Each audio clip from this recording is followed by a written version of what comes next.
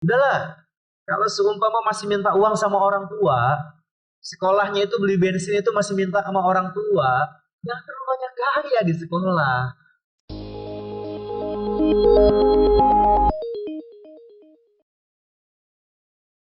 Assalamualaikum warahmatullahi wabarakatuh. Assalatu wassalamu ala asyrafil anbiya'i wal mursalin Sayyidina Muhammadin wa ala alihi wa sahbihi ajma'in. Amma ba'du.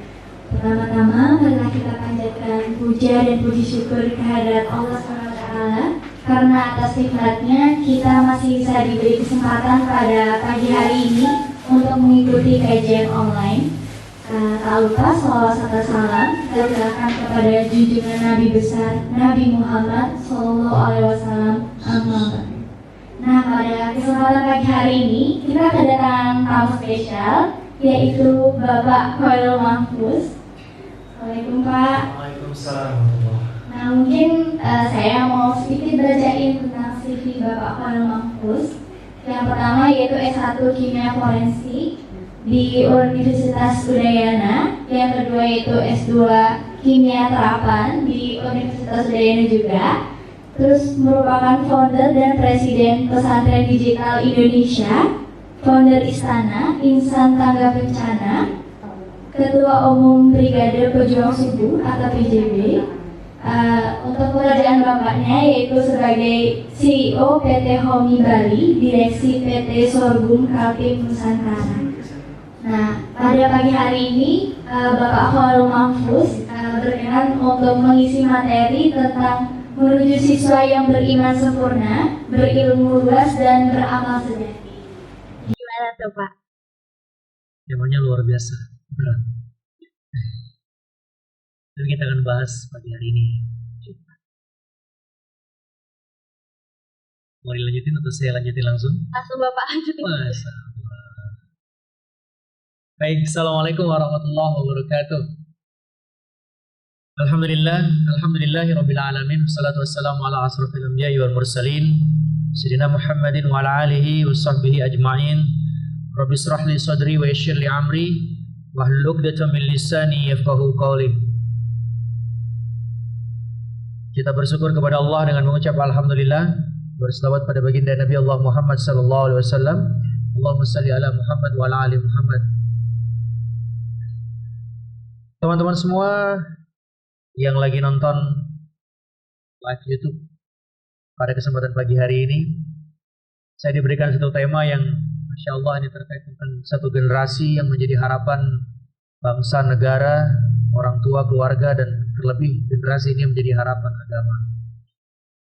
Kaitannya dengan ini semua, saya ingin mencoba memulai dari suatu hal yang sedang terjadi di Indonesia dan akan mencapai puncaknya di tahun 2030. Nisa udah pernah dengar nggak?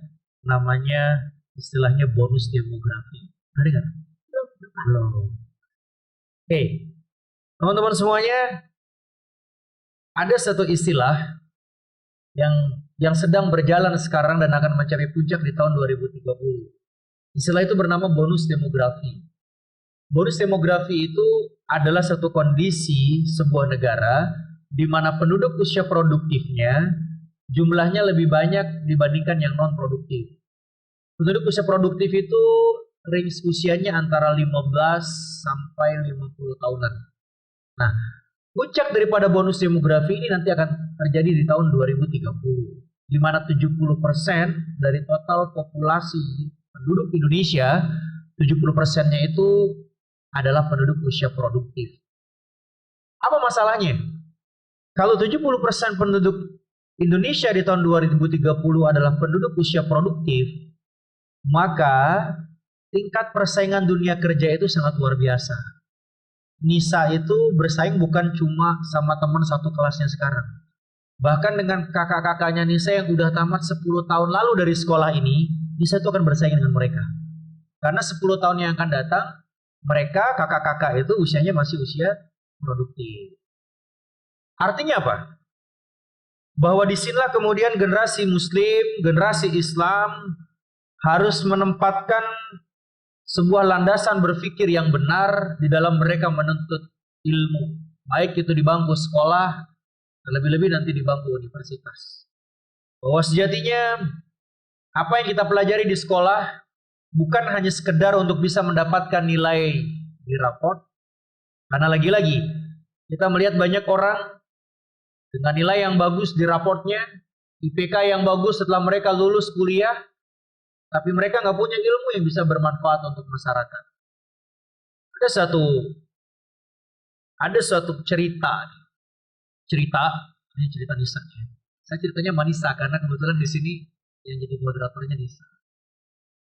Jadi ada satu cerita, waktu itu ada satu kawan itu bertanya, Rul, saya tuh bingung sama orang Indonesia katanya. Kenapa bingung? Dia bilang orang Indonesia itu kuliahnya teman saya, maksudnya temannya dia nih orang Indonesia itu, nggak semua orang Indonesia sih, pas di teman kuliahnya itu. Kuliahnya kayaknya ya biasa-biasa aja gitu loh. Terus sering minjem catatan sama saya. Kadang mungkin malam dia saking capeknya kerja, siang hari pada saat kuliah dia sering tidur di kelas. Tapi saya bingung, kenapa kalau ujian dia tuh nilainya selalu lebih baik dibandingkan saya katanya.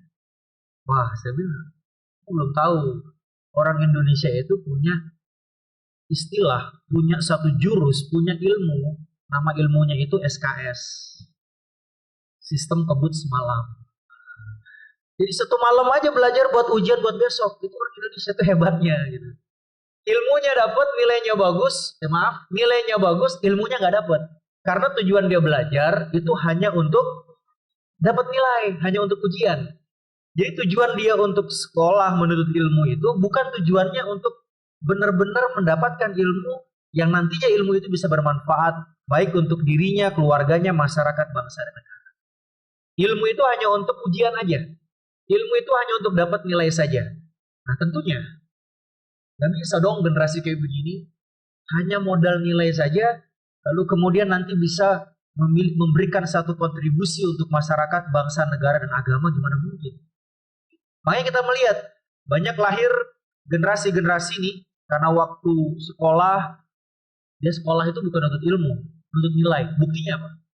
Kalau mereka serius sekolah untuk menuntut ilmu, banyak sekali ilmu yang kita pelajari di sekolah itu yang berkaitan dengan agama, dengan akhlak. Contoh nih, bisa jurusannya apa? IPA. Pas IPA. Ada satu hukum, ilmu fisika. Satu hukum F1 sama dengan F2. Artinya apa?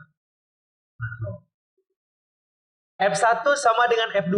Gaya gerak sama dengan gaya dorong. Nih, hukum fisikanya. Iman kuat, amalnya banyak. Gaya gerak sama dengan gaya dorong. Gaya sedikit, ya, gaya sedikit, maka F2, gaya dorong. Gaya dorongnya juga sedikit. Semakin banyak gaya, maka semakin banyak juga energi yang harus dikeluarkan. Karena F1 sama dengan F2. Satu lagi, ada namanya hukum Pascal. Hukum Pascal itu F sama dengan P. Gaya berbanding lurus dengan tekanan. Masih ingat nggak? Oke. F sama dengan P. Gaya sama dengan gaya berbanding lurus dengan tekanan. Semakin banyak gaya, semakin banyak tertekan. Semakin sedikit gayanya, semakin sedikit tertekan. Tapi kita bisa belajar dari sini. Udahlah, kalau seumpama masih minta uang sama orang tua, sekolahnya itu beli bensin itu masih minta sama orang tua, jangan terlalu banyak gaya di sekolah. Sama guru berani ngelawan, teman-teman di sekolah itu, wah gayanya kayak bos gitu. Itu berlaku kalau dia anak IPA itu, dia belajar hukum Pascal, F sama dengan P, gaya sama dengan tekanan, makin banyak gaya makin banyak tertekan. Insya Allah dia nggak akan mudah hanya sekedar modal uang orang tua terus gaya-gayaan di sekolah. Makanya ilmu sains itu kalau dipelajari dengan sungguh-sungguh kaitannya erat banget sama agama. Kecuali kalau tujuannya sekedar nilai. Kalau dia tujuannya cuma sekedar nilai, begitu dapat pelajaran dari Pak Guru atau Bu Guru, udah nguap begitu saja. Maka oleh karena itu, teman-teman semuanya, Menghadapi kondisi bonus demografi di tahun 2030, di mana Indonesia akan mencapai puncaknya pada tahun tersebut, saya berpesan pada generasi muda Indonesia, khususnya generasi muslim yang lagi nonton di YouTube, bahwa tidak mungkin kita bisa memenangkan persaingan itu, kalau anak mudanya sekarang di bangku sekolah hanya tujuannya buat dapat nilai saja. Kalau anak mudanya yang sedang menempuh pendidikan di universitas hanya untuk dapat IPK, bangga dengan IPK cum laude, tapi nggak punya ilmunya, nggak tahu apa yang akan dilakukan di masyarakat, yang ujung-ujungnya ijazahnya dipakai untuk ngamen kemana-mana.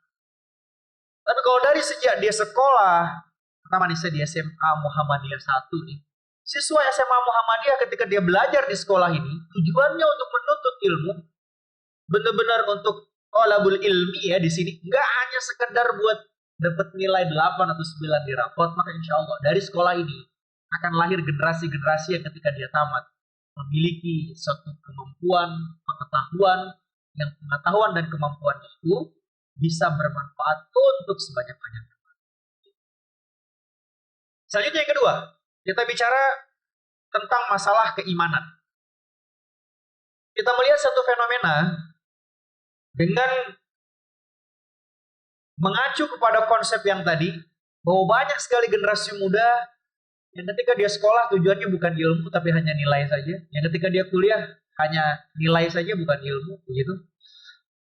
Fenomena ini mengakibatkan degradasi kepada keimanan generasi muda.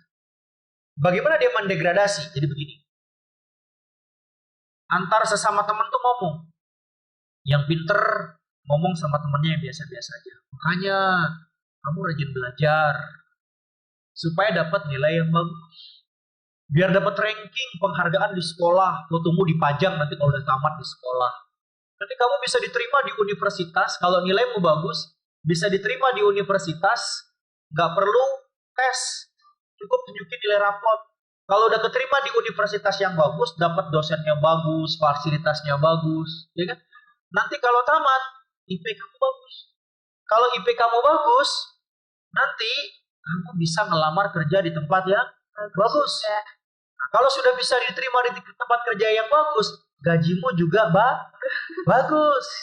Oke, bisa. Sekarang kita runut. Kalau konsepnya kayak begini, gaji yang bagus datangnya dari mana? Pekerjaan yang bagus. Pekerjaan yang bagus, diterima di tempat kerja yang bagus. Karena apa? Punya IPK yang bagus. Punya IPK yang bagus karena dia kuliah di kampus dengan dosen-dosen yang bagus. Dia keterima di universitas yang bagus karena dulu waktu SMA Nilainya juga bagus. Nilainya juga bagus karena apa?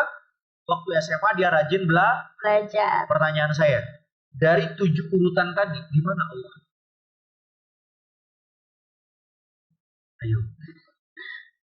Ini nih pesan dibuat yang nonton. Di mana Allahnya sekarang? Dilancarkan di jalan-jalan. Oh gitu. Yang saya maksud adalah disinilah hilangnya kemudian ketauhidan. Karena seolah-olah dapat gaji yang bagus itu datangnya itu dari pekerjaan yang bagus.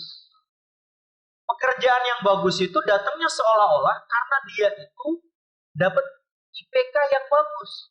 IPK-nya yang bagus karena dia itu kuliah di tempat yang bagus dengan dosen-dosen yang bagus. Jadi semuanya itu hampir dalam proses tersebut Allah itu sudah mulai hilang.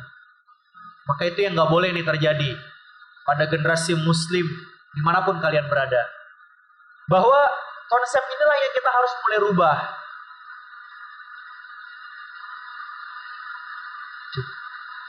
Harus mulai dirubah dari sekarang. Dari sejak masih duduk di bangku SMA, ini sudah mulai nih untuk dirubah. Bagaimana merubah konsep itu? Rubahnya itu dari niat dulu. Bahwa tujuan saya sekolah adalah untuk menuntut ilmu. Supaya ilmu yang saya dapatkan di sekolah itu bisa menjadi ilmu yang manfaat. Manfaat baik untuk diri saya, keluarga saya, masyarakat, bangsa, dan negara. Kalau ilmu itu manfaat, harapannya itu Allah ridho dengan ilmu tersebut. Kalau Allah ridho dengan ilmu itu, harapannya adalah dengan ridho Allah itu membuat apa yang dia pelajari itu menjadi berkah, lebih berkah lagi.